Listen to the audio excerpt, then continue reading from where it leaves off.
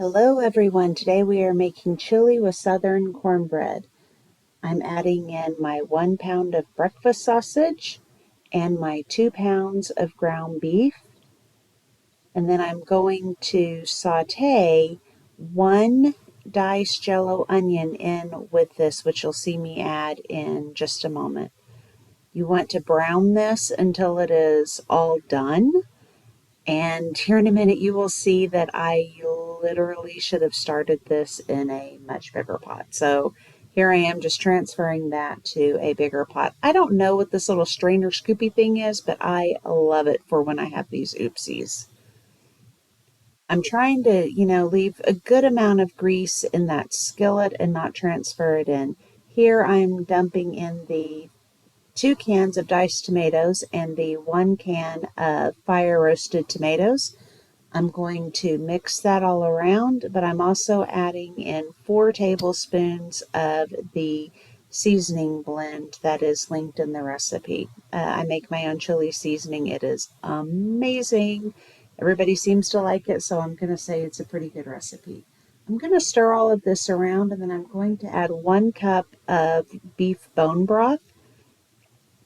And then I'm going to bring this up to a boil and then let it simmer on low for about 15 minutes or until it's thickened. It actually does reduce quite a bit, which I don't know if the video will actually pick that up. So here we are the next day. I've let this cool in the fridge because I want to put it in the freezer. And so I am mixing it up. As you can see, some of the fat just settled on top, which is totally fine.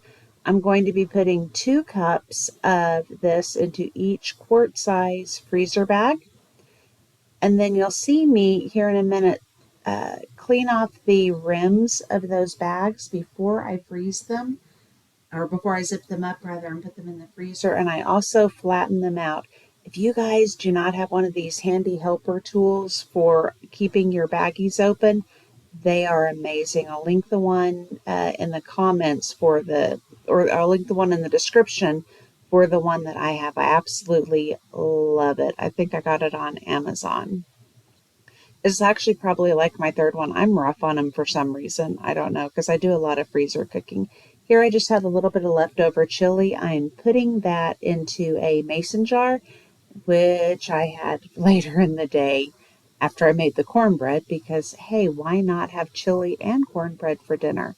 Here I'm getting the cornbread ready. I have 2 cups of cornmeal, 3/4 cup flour, 1 teaspoon of salt, 2 teaspoons of baking powder, half a teaspoon of baking soda, and I'm just going to mix that around until it's incorporated.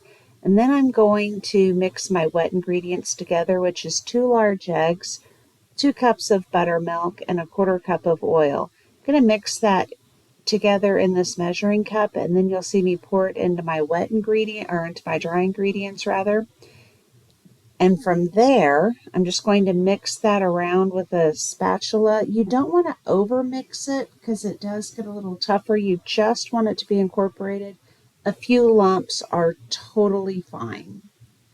Then you're going to put it in the oven at 450 degrees for 20 minutes or until the top is golden brown.